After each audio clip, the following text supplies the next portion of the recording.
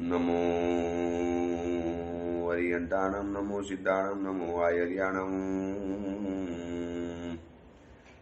नमो वज्रायाणं नमो लोहे सौवसावणं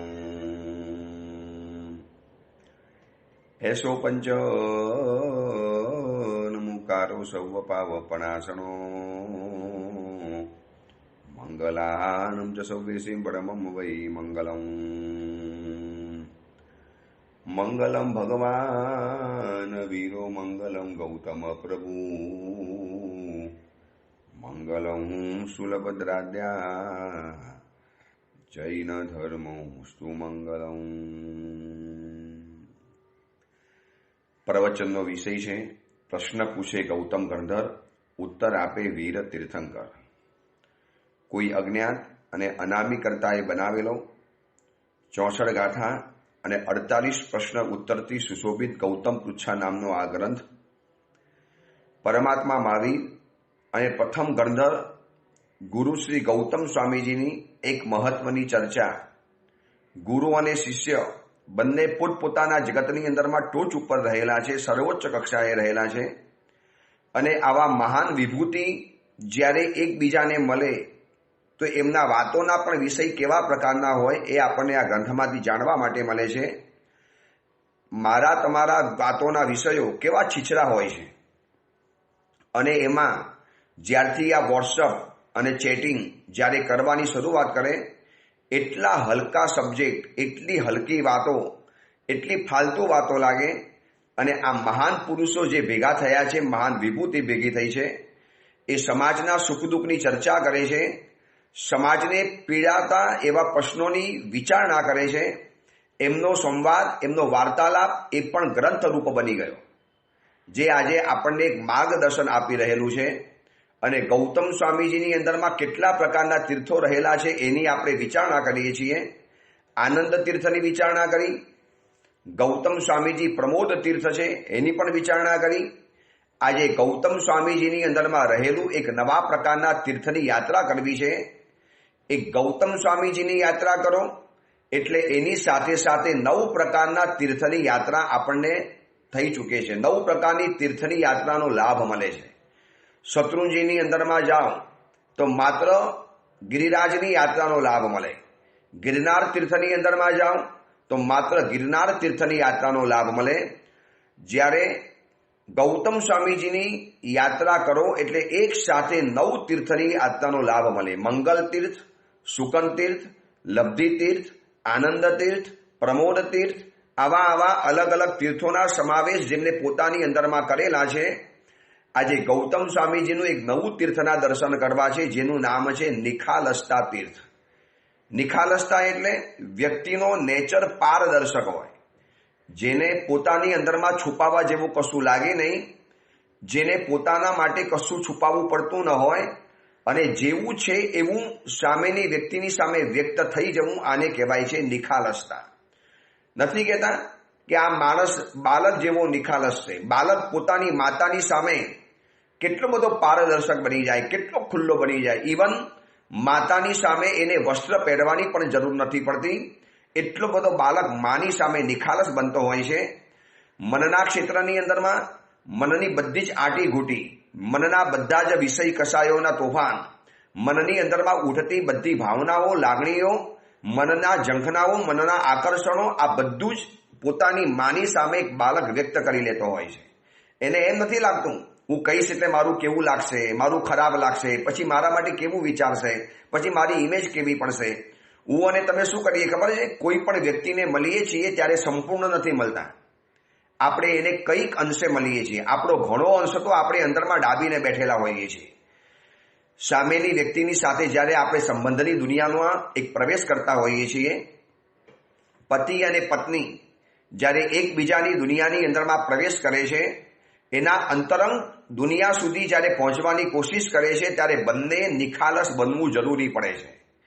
જો નિખાલસ બની શકતા નથી તો તમે એના મનના કોઈ પણ ખૂણાને સ્પર્શી નહીં શકો। એની મનની લાગણી, ભાવના, ઝંખના, એની અંદરમાં રહેલી તમન્ના, એનો ઈચ્છા, એની ખ્વાહિશ, એની ચોઈસ, આ બધી એને જાણવી પડશે, પણ જાણી નથી શકતો અથવા તો સામેની વ્યક્તિ બતાવી નથી શકતો, કારણ કે નિખાલસ નથી, મન મલિન છે, અંદરમાં કાવા દાવા, આટી ઘૂટી, ષડયંત્ર, પ્રપંચ, દંભ, માયા, પાખંડ આ બધું અંદરમાં ચાલતું રહેલું હોય છે. ચલો નિખાલસ જેવું તત્વ હોત તો આજે વ્યક્તિ શું કરત? પોતાનો મોબાઈલ સામેની વ્યક્તિને બિલકુલ રીતે આપી શકતો હોત, પણ નથી આપી શકો. તમે જોજો, લાખો રૂપિયા માગશો તો કદાચ એકવાર આપી દેશે, પરંતુ એનો મોબાઈલ એ આપવા તૈયાર નહીં થાય. અને બીજી એક વાત, મોબાઈલની અંદરમાં પાસવર્ડ નાખવાની જરૂર કેમ પડે? સીધો મોબાઈલ ખોલીને આપી દો, લા મારો મોબાઈલ. પૂછવું પડે, ભાઈ તમારો પાસવર્ડ કયો છે? કેમ પાસવર્ડ કેમ? અને હવે તો પાસવર્ડ પણ ગયા. હવે પોતાની ફિંગર સિવાય, એ ફિંગરને ત્યાં ટચ કરે તો જ મોબાઈલ ખોલી શકે, બાકી ખોલી ન શકે. તમે એનું માત્ર ઉપર છેલ્લું સ્કીન આઉટ જોઈ શકો, બસ માત્ર ઉપરની સ્કીન.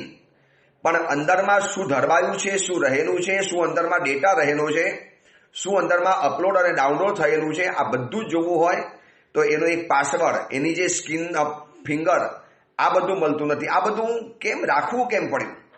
નિખાલસતા નથી માટે. જો વ્યક્તિનો સ્વભાવ નિખાલસ હોય તો જેવો છે એવો પ્રભુની સમક્ષ રજૂ થઈ જવાનો. ન પરમાત્માની સમક્ષ નિખાલસ બની શકીએ. હવે એની સામે ગૌતમ સ્વામીને આપણે જોઈએ. ગૌતમ સ્વામીની જો આપણે વિચારણા કરીએ તો ગૌતમ સ્વામીજી પ્રભુની સમક્ષ જેવા હતા એવા વ્યક્ત થયેલા છે, બિલકુલ નિખાલસ. કોઈ પ્રભુની સામે એમને દાવ, પેચ, માયા, પ્રપંચ, કૂડ, કપટ, આડું અવરું, આટી ઘૂટી કે પછી બનાવટો આવું એમને કરવાની જરૂર જ નથી પડી અને કરવાનો વિચાર પણ નથી આવ્યો. 50,000 શિષ્યના ગુરુ હોવા છતાં પણ પ્રભુની સમક્ષ માત્ર બાલકની જેમ વિમ્મી અહિયવો સુણઈ સંવમ, બાલકની જેમ વિસ્મિત હૃદયમાં પ્રભુની સમક્ષ ઉભા રહી શકતા હતા. આ નિખાલસતા તો કદાચ આપણને આવતા આવતા 7 જન્મ નહીં, 700 જન્મ પણ કદાચ આપણા માટે ઓછા પડે, ત્યારે આપણને નિખાલસતા આવશે. પણ આ ગૌતમ સ્વામીજીની આ યાત્રા જ્યારે કરીએ છીએ, ગૌતમ સ્વામીજીનું આ પ્રવચન જ્યારે સાંભળીએ છીએ, ગૌતમ પૃચ્છા ગ્રંથની આ વાતોને સાંભળીએ છીએ, ત્યારે ગૌતમ સ્વામીજીને હાથ જોડીને કહેવાનું મન થાય, પ્રભુ બીજે બધે તો છોડો, દેવ અને ગુરુની સામે તો નિખાલસ બનવાની તાકાત આપો. જ્યાં આપણે નિખાલસ બનવાનું છે અને પારદર્શક નહીં બનો ત્યાં સુધી સામેની વ્યક્તિ તમારા માટે માર્ગદર્શક નહીં બની શકે. મારે મારા ગુરુને માર્ગદર્શક બનાવવા છે તો મારે એની સામે પારદર્શક તો બનવું પડશે. ડોક્ટરની પાસે જાય અને દર્દ છુપાવે, જ્યોતિષની પાસે જાય અને કુંડલી છુપાવે, વકીલની પાસે જાય અને પોતાના જીવનમાં બનેલો ઘટના એનો કેસ છુપાવે, સીએની પાસે જાય અને પોતાની ફાઇલ છુપાવે, તો સીએ શું કરી શકવાનો હતો? સીએ કે ભાઈ તમારું જે પણ છે બધું ખુલ્લું કરો, ગોટાળા હોય તો એ પણ ખુલ્લા કરો, પૈસાની કંઈ ઘાલમેલ કરી હોય તો પણ ખુલ્લી કરો, કોઈની પાસે લેવા દેવાના બાકી હોય એ પણ ખુલ્લા કરો, બિઝનેસમાં જે પણ અનીતિ કરી હોય એ પણ ખુલ્લી કરવી પડે, તો સીએ તમને રસ્તો બતાવી શકશે. જ્યોતિષ પાસે પણ કુંડલી સ્પષ્ટ બતાવવી પડશે, જે છે આ છે. ડોક્ટરની પાસે પણ રોગ બિલકુલ બતાવી દેવો પડશે. સાવ નિખાલસ બનવું પડે ડોક્ટરની પાસે. અથથી ઇતિ સુધી, સ્ટાર્ટિંગથી લગાવીને એન્ડિંગ સુધીની બધી જ વાતો જો ડોક્ટરને બતાવશો તો ડોક્ટર ઈલાજ કરી શકશે. એમ દેવ અને ગુરુ પણ આપણને કામ ક્યારે લાગવાના? પ્રભુ જેવો ગણો તેવો તથાપી બાલ તારો છું. આ બોલીને પ્રભુને કહી દો, પ્રભુ વિષય કસાયનો લંપટ છું, પ્રભુ રાગ દ્વેષથી ભરેલો છું, પ્રભુ દિવસ રાત વિષય વાસનાઓના આકર્ષણની અંદરમાં રમનારો છું, પ્રભુ સંસારની અંદરમાં રહું છું, રાત દિવસ ક્રોધના આવેગો પરેશાન કરતા હોય છે, પ્રભુ પરિવાર પ્રત્યે ભયંકર કક્ષાનો ક્રોધ આવતો હોય છે, પત્નીથી છુપાવીને પણ કેટલાક દુષ્કાર્યો કર્યા, મેં મારા પતિથી છુપાવીને કેટલાક દુષ્કાર્યો કર્યા છે. પ્રભુ સાચી વાત કરું છું, હું કદાચ સંસારી વ્યક્તિની સામે બધી જ નિખાલસતા તો નથી કહી શકતો, કારણ કે મારી એટલી હિંમત નથી અને સામેની વ્યક્તિની એટલી ઉદારતા નથી. બની શકે છે એક માનો પત્નીને લગ્ન કરતા પહેલા જે પણ ભૂલો થઈ હોય પોતાના થનારા પતિની સમક્ષ રજૂ કરવી હોય, પણ કદાચ એટલો ઉદાર ન હોય, એટલો સમજદાર ન હોય, એટલો અન્ડરસ્ટેન્ડિંગ વાળો ન હોય, તો કદાચ ખોટું પગલું લઈ પણ શકે છે અને લગ્ન વગેરે કેન્સલ પણ કરી શકે છે. પ્રભુ એવી તો દુનિયા નથી, પણ માત્ર દેવ અને ગુરુ એવા છે કે જે આપણા માટે ભારોભાર પ્રેમ ધરાવીને બેઠેલા છે. એમની સામે તો આપણે વ્યક્ત થઈ જઈએ. કદાચ ગુરુની સામે પણ થવામાં શરમ આવે તો રોજ સવારના દેરાસરમાં જઈ અને પ્રભુની સમક્ષ બિલકુલ નિખાલસ બની જવાનું. માનસિક રીતે પ્રભુ આ તારો ભક્ત આવો છે, ભલે પ્રભુ તમારી સામે હાથ જોડીને ઉભો છે, પ્રભુ દુનિયાની સામે તો હું છે ને છાતી કાઢીને ઉભો રહું છું, પ્રભુ આજે તમારી સામે શુદ્ધ પૂજાના વસ્ત્ર પહેરીને ઉભેલો છું, પણ પ્રભુ સંસારની અંદરમાં કેટલી મલિનતાથી ભરેલો છું પ્રભુ આપ જોઈ શકો છો જ્ઞાન દ્વારા. બસ આવી નિખાલસતા જો શીખવી હોય તો શીખવા માટે મળશે ગૌતમ સ્વામીજી પાસેથી. અદ્ભુત નિખાલસ. ચલો એની પણ વાતો આપણે કરતા રહીશું. પણ એવા ગૌતમ સ્વામીજીએ પરમાત્માની સમક્ષ નિખાલસ બનીને પ્રશ્નો પૂછ્યા છે. જો નિખાલસ ન હોત ગૌતમ સ્વામીજી તો આવા પ્રશ્નો પૂછી પણ ન શકત. આ પ્રશ્નો જે પૂછ્યા છે, જો એમને તો કોઈ કામના છે નહીં, એમને તો ધન રાખવાનું છે નહીં, ધન વગરના રહેવાનું છે, અને ધન રાખવું જ હોત તો એમની પાસે તો લબ્ધિના ભંડાર છે. ખાલી અંગૂઠો મૂકે અને 1500 જણાને ખીર ખવડાવી શકે એવી અક્ષીણ મહાનસ લબ્ધિ જો એમની પાસે રહેલી છે, પદાનુસારી લબ્ધિ રહેલી છે, એમની પાસે આકાશગામીની લબ્ધિ પણ રહેલી હતી. હવે એમને ધનના ઢગલા કરવા હો તો આસાનીથી કરી શકતા હતા. એ તો એમને તો કોઈ જરૂર હતી નહીં, પણ સમાજને બતાવ્યું કે નિર્ધન કેમ બનો છો, પૈસા તમારા અસ્થિર કેમ બને છે, આવેલી લક્ષ્મી ચાલી કેમ જાય છે, કેમ તમે નુકસાનની અંદરમાં જાઓ છો. જે ધન તમને જીવનભરની જરૂરિયાત છે, તમને જીવનભરની તમારી ચોઈસ છે, તમારી પસંદગી છે, તમે જેના માટે 24 કલાકમાંથી કદાચ 20 કલાક જેની પાછળ તમે વાપરો છો, એ ધન તમારું સલામત બને, સ્થિર બને, શાશ્વત બને, સમૃદ્ધ બને, એ ધનવાન તમે બનો. એના માટે તો આ ગૌતમ સ્વામીજીએ સવાલ પૂછ્યા નિખાલસતાથી. પ્રભુ કહી શકતા હતા, ગૌતમ તમારે ક્યાં ધનવાન બનવાનું છે, તમે તો સંસાર છોડીને આવી ગયા, તમારે ધનનું શું કામ છે, સંસારીઓને સંસારની વાત જોવા દો. પણ નહીં, બંને પક્ષે પરમાત્માએ આપણા તરફ પ્રેમ રાખ્યો, નિખાલસતા રાખી, તો આપણને આ સવાલના જવાબો જાણવા માટે મળ્યા. 24મા નંબરનો સવાલ ગઈકાલ સુધીમાં આપણે વિસ્તારથી જોઈ લીધો. આજે છેલ્લે એક વાત કરવી છે. જ્યારે ધનની વાત નીકળી છે, આ ધનની વાત તો ક્યારે અંત આવવાનો છે નહીં, કારણ કે ધન કથા અનંત છે. ધન માટેની રામાયણ, ધન માટેના સાહસ, ધન માટેની મારામારી, ધન માટે ચોરી લબાડી, ધન માટે એકબીજાનો વિશ્વાસઘાત, એકબીજાની પ્રત્યે દુશ્મનાવટ, આ બધું જ ધન માટે જ થતું હોય છે. એટલે એ ધન કેવી રીતે પ્રાપ્ત કરવાનું એના 2 ઉપાયો આપણે જોઈ લીધા, બહુ સુંદર રીતે જોયા. ગમતી વસ્તુ સારી ભાવનાથી યોગ્ય પાત્રને યોગ્ય સમયે આપો અને એનાથી જે પુણ્ય બંધાય છે એ પુણ્ય ભવાંતરની અંદરમાં અક્ષય સંપત્તિનો માલિક બનાવે છે. અનંત સંપત્તિ અને અક્ષય સંપત્તિ. સંપત્તિ ક્યારેક ક્ષય ન પામે, આવ્યા પછી ચાલી ન જાય. આ તો 2-4 વર્ષ સુખ આપ્યું અને વળી પાછું જીવનની અંદરમાં ગરીબી આવી ગઈ અથવા તો આપઘાત કરવાના દિવસો આવી ગયા, એવું ન બની શકે. એટલે લક્ષ્મી વાપરવાના 4 રસ્તા છેલ્લે આપણે જાણવા છે. હવે પૈસા આવ્યા છે, એનાથી સમૃદ્ધ બનવું છે, એનાથી જીવનને મહેકતું બનાવવું છે, તો એને વાપરવાના 4 રસ્તા જાણવા પડશે. પહેલો રસ્તો છે ભોગ. લક્ષ્મી આવી છે, થોડોક ભોગ પણ કરો, ના નથી પાડતા. એનાથી થોડા સારા વસ્ત્રો પણ લાવો, સારું ઘર પણ બનાવો, દીકરા દીકરીઓ માટે તમે સારી વસ્તુ લાવો પણ ખરા. સંસારમાં છો, તમારે તમારા સ્ટેટસ પ્રમાણે વસ્તુઓ વાપરવી પણ પડે. પહેલો રસ્તો છે ભોગ. બીજા નંબરની અંદરમાં થોડુંક એનો સંગ્રહ પણ કરવાનો પૈસાનો. બધા નથી વાપરી લેવાના. શ્રાદ્ધ વિધિની અંદરમાં આ 4 રસ્તા બતાવ્યા છે કે શ્રાવકની પાસે આવેલી સંપત્તિ એનો પહેલા ભોગ કરવાનો. ભોગ એટલે ઘર બનાવવાનું, ભોજન માટે, વસ્ત્ર માટે, દીકરા દીકરીઓના ભણાવવા ગણાવવા માટે, એના લગ્ન વગેરે માટે, આ બધું પરિવાર માટે, સ્વજનો માટે જે કરવાનું છે આને ભોગ કહેવાય. બીજા નંબરમાં પૈસાને થોડાક બચાવવાના પણ છે. સેવ મની, થોડોક બચાવ કરો. આજે પૈસા આવ્યા નથી અને ઉડાડ્યા નથી, એટલા બધા બિનજરૂરી ખર્ચા વધારી નાખ્યા. એટલે બીજા નંબરમાં સંગ્રહ બતાવ્યો. નંબર 3, ત્રીજા નંબરમાં આવે છે સંરક્ષણ. પૈસાને બચાવો. સંગ્રહ એટલે પૈસાને ભેગા કરવા અને સંરક્ષણ એટલે આપત્તિના સમયની અંદરમાં કોઈ અચાનક કામ આવી જાય એટલા માટે અમુક જાતના પૈસા, અમુક ટકા પૈસાનું સંરક્ષણ કરવું. અને ચોથા નંબરમાં પૈસાનું સન્માન કરવું. સન્માન એટલે સન્માર્ગે પૈસા વાપરો. આના જેવું લક્ષ્મીનું સન્માન બીજું કોઈ નથી. સન્માર્ગે પૈસા વાપરવાના. ઉન્માર્ગે નથી કહેતા, સન્માર્ગે. દેરાસર, ઉપાશ્રય, 99 યાત્રા, છરીપાલી સંઘ, શિબિરનું આયોજન, ચાતુર્માસ કરાવવું, કોઈને દીક્ષા વગેરે અપાવડાવી, કોઈ મહાત્માની પદવીનો લાભ લેવો, અનુકંપાનું દાન કરવું, જીવદયા વગેરે કરવી, આવા અનેક રસ્તા છે જેનાથી તમે પૈસાનું સન્માન કરી શકો છો. સંપત્તિ પણ ખુશ થાય કે આના ઘરે હું ગઈ, ખરેખર મારું એને સન્માન કરેલું છે. આ સન્માન પણ જરૂરી છે, પણ એના ટકાવારી અલગ અલગ રહેલી છે. પણ ભોગ, સંગ્રહ, સંરક્ષણ અને સન્માન, આ 4 રસ્તા છે પૈસા વાપરવાના, પૈસાને સ્થિર કરવાના.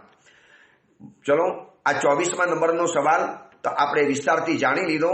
આજે 25મા નંબરના સવાલની વિચારણા કરવી છે. આ પણ પ્રશ્ન એવો છે કે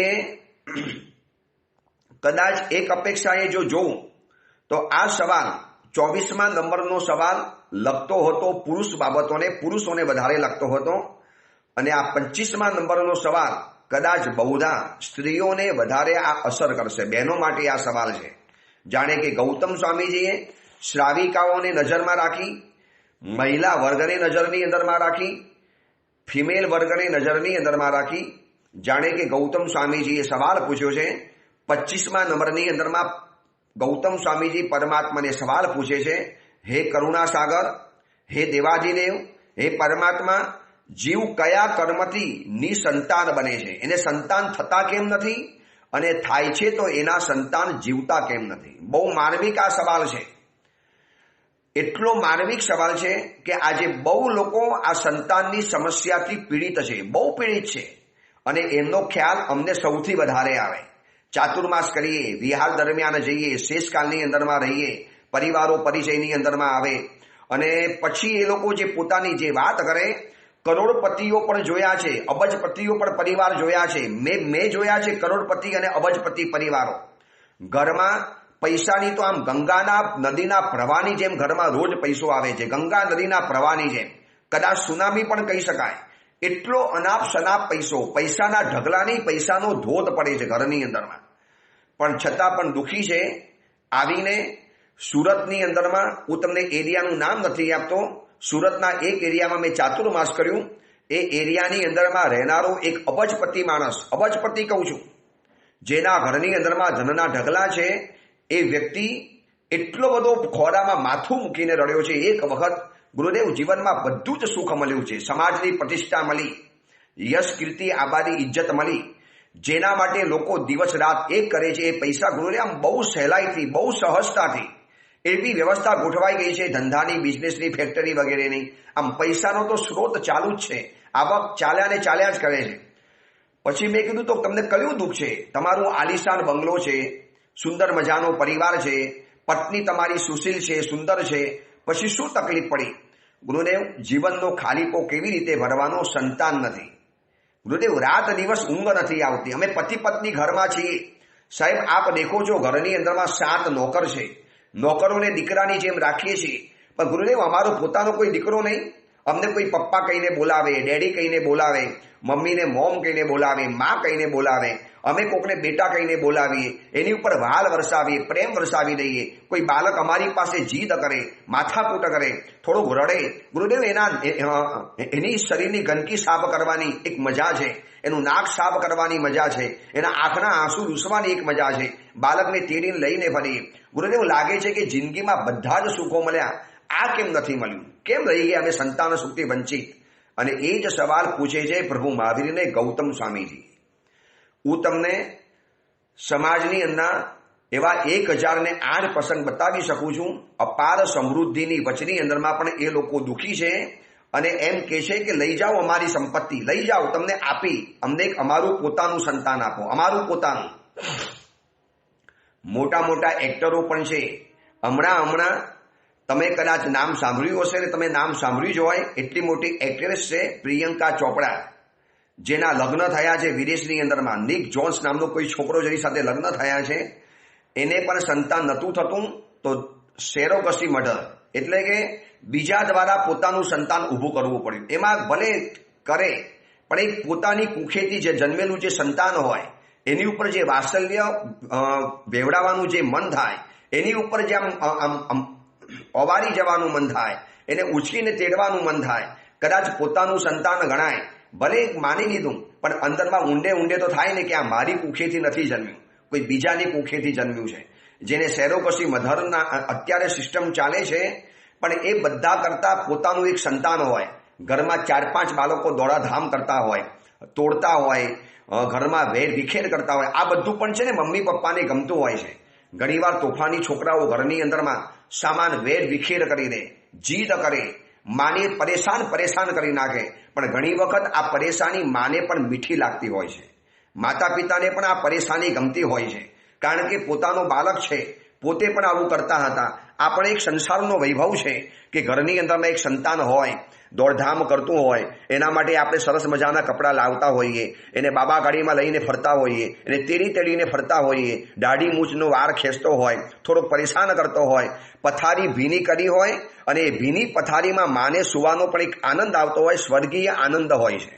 આવા આનંદથી કેમ વંચિત રહેવાય છે, એ સવાલ ગૌતમ સ્વામીજી પ્રભુ મહાવીરને પૂછી રહેલા છે.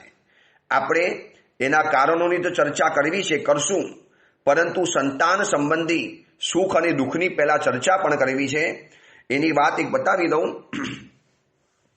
જેમને સંતાન સુખ મળ્યું છે, પ્રાપ્ત થયું છે, એ તો ભાગ્યશાળી છે જ. જેને પોતાનું સંતાન હોય, પોતાની કુખેથી જન્મેલું હોય, એ માને કેટલું બધું વાલું હોય, જિંદગીભર માટે માં એના માટે આંસુ પાડતી હોય, રડતી હોય. એટલે જેમને સંતાન સુખ મળ્યું છે, પ્રાપ્ત થયું છે, એ તો ભાગ્યશાળી છે જ. પણ જેમને સંતાનથી સુખ મળ્યું છે, એ તો મહા સૌભાગ્યશાળી છે. બે શબ્દમાં ફરક છે, સંતાનનું સુખ અને સંતાનથી સુખ. સંતાનનું સુખ તો કૂતરાને પણ છે, ગધેડાને પણ છે, ઘોડાને પણ છે, સિંહને પણ છે, રસ્તામાં રખડતા ભૂંડ અને સુવરને પણ છે, પીગને પણ છે. પણ સંતાનથી સુખ એ આખો વિષય અલગ રહેલો છે. અને ગૌતમ સ્વામીજી આ જ પૂછે છે કે પ્રભુ સંતાન જીવતા કેમ નથી? સંતાન તો મળ્યા, પણ સંતાનથી સુખ ન મળ્યું. સંતાન થયું 9 મહિના, 10 મહિના, 1 વર્ષ, 2 વર્ષનો થયો, એવા પરિવારો જોયા છે કે જેને ઘરની અંદરમાં દીકરો જન્મ થયો, ખુશખુશાલ થઈ ગયા. એમાં દીકરી કરતા દીકરાનો જન્મ થયો, ઓર વધારે ખુશી થઈ. અને દીકરાને મોટો કર્યો, 18 વર્ષ સુધીનો કર્યો. અને માથેરાન, મહાબલેશ્વર, લોનાવાલા, ખંડાલા અને ગોવાની અંદરમાં ફરવા માટે ગયા. સુરતની અંદરમાં એવા 5 પરિવારોને ઓળખું છું. 5 શ્રીમંત પરિવારો હતા, અતિ સમૃદ્ધ, અતિ ધનિક અને અતિ રીચ પરિવાર.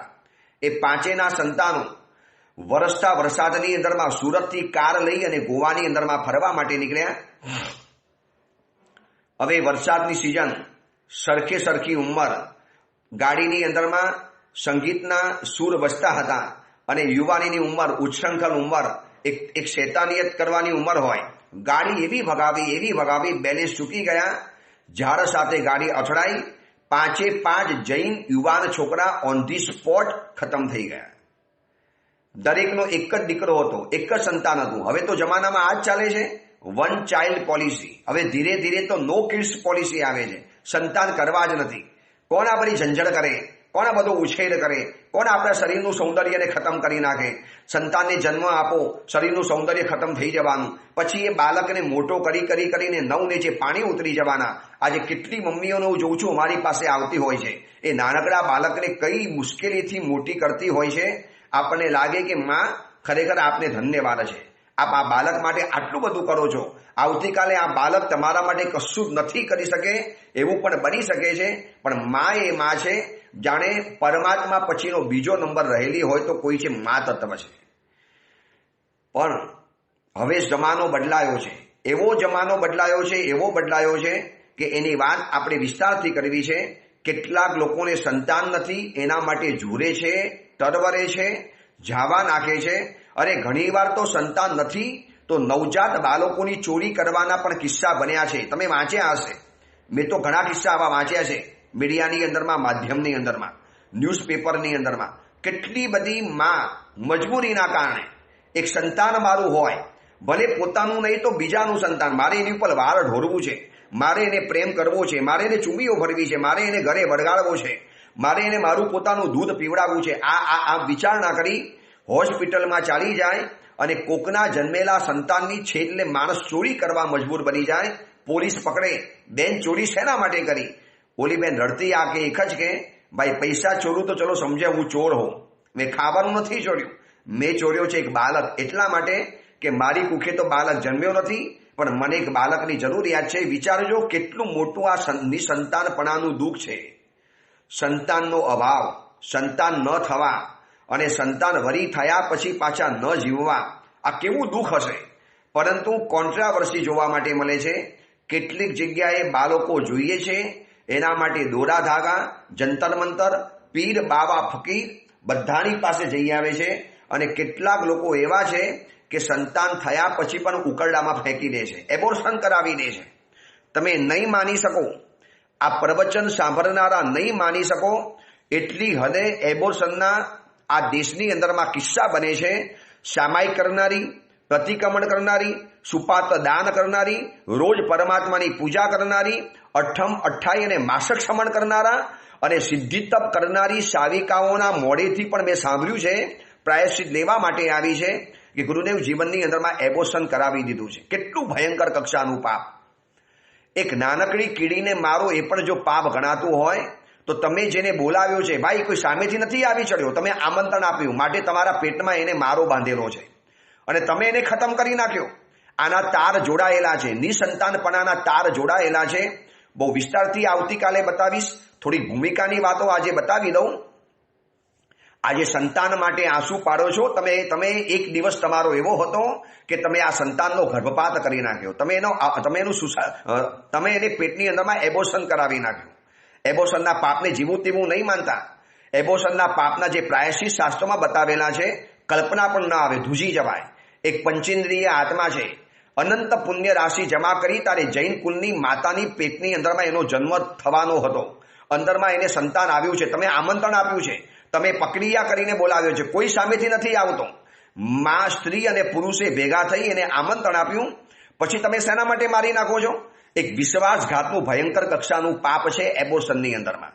આવેલો બાળક વિશ્વાસથી આવેલો હતો, મારી માં છે, મારા પિતા છે, જૈન છે, મને ખતમ નહીં કરી નાખે. આ લોકો તો કીડીને બચાવે, નિગોતને બચાવવાની વાત કરે.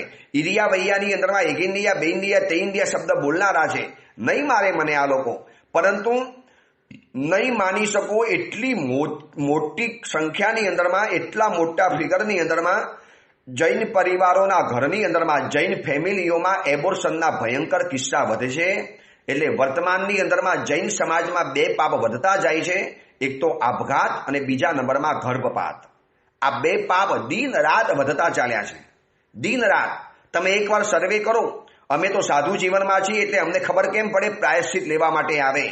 જ્યારે પર્યુષણ પર્વની અંદરમાં પરમાત્મા મહાવીરના જ્યારે જીવન ચરિત્ર ચાલતા હોય છે અને એ વખતે તિસલા માતાનો જે વિલાપ ચાલતો હોય છે, તિસલા માતા જે વિલાપ કરે છે, પ્રભુના જીવનમાં ઘટના આવે છે ને કે પરમાત્માએ વિચાર્યું કે મારી માને કષ્ટ ન પડે માટે હું ગર્ભની અંદરમાં સ્થિર બની જાઉં. બાળક જ્યારે ગર્ભમાં હોય અને ગર્ભ જેમ વિકસે એટલે નાનકડી જગ્યામાં બાળક અંદરમાં હાથ પગ હલાવે, પગને લાત મારે, માને અંદરમાંથી પીડા થતી હોય છે. પણ મેં કીધું આ પીડા પણ માને ગમે છે, આ પીડા પણ માને પસંદ પડે છે. પણ ત્રણ જ્ઞાનના માલિક પ્રભુએ વિચાર્યું મારે મારી માને કેમ પરેશાન કરવી, શું કામ હેરાન કરવી? એટલે પ્રભુ અંદરમાં સ્થિર થઈ ગયા. ન લાત વાગે, ન હાથ ચાલે, ન અંદરમાંથી કશું હલનચલન થાય. અને તિસલા માતા તો જાણે કે બેભાન જેવા થઈ ગયા. શબ્દ મૂક્યો છે, હળે મેસે ગબ્બે, ચૂએ મેસે ગબ્બે, મયે મેસે ગબ્બે, ગલીએ મેસે ગબ્બે. શું તિસલા માતાએ પુકાર કરેલો છે?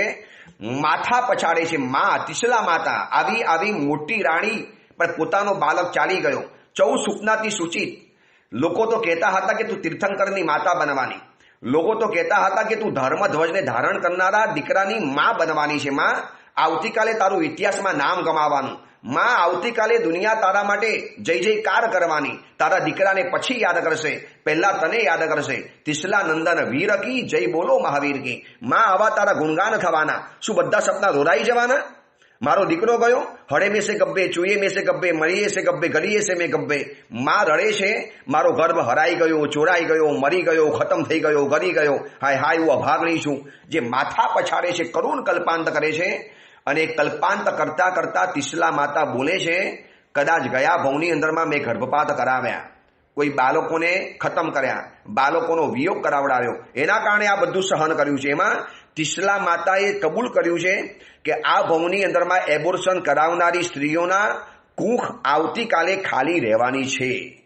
કદાચ આ પ્રવચન સાંભળનારી જેટલી પણ મહિલાઓ હોય, આવું પાપ જાણતા અજાણતા જે પણ કારણસર હવે થઈ ગયું છે, જે પણ કારણસર કોઈ યોગ્ય ગુરુ ભગવાન પાસે જાઓ, નિખાલસ બની અને પાપની રજૂઆત કરી લો કે પ્રભુ આ ભયંકર કક્ષાનું પાપ કરેલું છે, પ્રભુ મને એનું પ્રાયશ્ચિત આપો. વરના આવતા ભવની અંદરમાં જેમ ગૌતમ સ્વામીજી પૂછે છે ને કે સંતાન કેમ નથી થતા, કેમ એની કૂક ખાલી રહે છે, કેમ ઘણી સ્ત્રીઓ સંતાન માટે ઝૂરે છે પણ પ્રભુને સંતાન કેમ નથી થતા. ચલો એ બધી વાતો આ કરુણ પ્રશ્ન છે, એટલો કરુણ પ્રશ્ન છે, એટલો સેન્સિટિવ આ સવાલ છે. કદાચ બહુ વ્યક્તિઓને આ લાગુ પડે છે, જેને સંતાન છે એને પણ લાગુ પડશે. એટલા માટે કારણ કે સંતાનથી સુખ નથી, અને જેને સંતાન નથી એને પણ લાગુ પડશે કારણ કે એને સંતાનનું સુખ નથી. સંતાન છે છતાં પણ રાખતા નથી, માતા પિતાથી અલગ રહે છે, દિન પ્રતિદિન ઝઘડા કરવાના, માત્ર પિતાની સંપત્તિ ઉપર લાલચભરી નજર રાખવાની, આવી બધી ઘણી પરેશાની છે. એ બધી વાત આપણે જોવી છે. 4 પ્રકારના પુત્રોના પ્રકાર પણ જોવા છે, અને કલ્પસૂત્રની અંદરમાં જે દીકરાઓના પ્રકાર બતાવ્યા છે, અદ્ભુત શબ્દો મૂકેલા છે. એ બધાની વિચારણા કરતા પ્રભુ શું જવાબ આપે છે એની પણ વિચારણા કરીશું. પરંતુ નિસંતાનપણાનું જે દુઃખ છે એ અંગેની પણ ઘણી આપણે જાણકારી પ્રાપ્ત કરવી છે. કોઈ આડા અવળા રસ્તે જવાની જરૂર નથી. કોઈ પીર, ફકીર, બાવા, દોરા, ધાગા, તંત્ર, મંત્ર, યંત્ર, ખોટી જગ્યાએ કોઈ જરૂર નથી. કોઈ લેભાગુ મળી જશે, ખિસ્સા ખાલી કરશે અને તમારા શીલ ભંગ કરશે, એ સિવાય તમને કશું જ નહીં મળે. એક જૈન પદ્ધતિનો રસ્તો છે જે ભગવાન મહાવીર બતાવશે, ગૌતમ સ્વામીજી દ્વારા જાણવા માટે મળશે. એ અંગેની વાત આપણે આગળ પ્રવચનમાં કરતા રહીશું. બહુ સેન્સિટિવ સવાલ છે, એની ઉપર પણ વિચારણા લાંબી ચાલશે. એ જ મંગલ કામના, મંગલ ભાવના. જેના આજ્ઞા વિરુદ્ધ કાંઈ પણ બોલાયું હોય તો મિચ્છામી દુક્કડમ.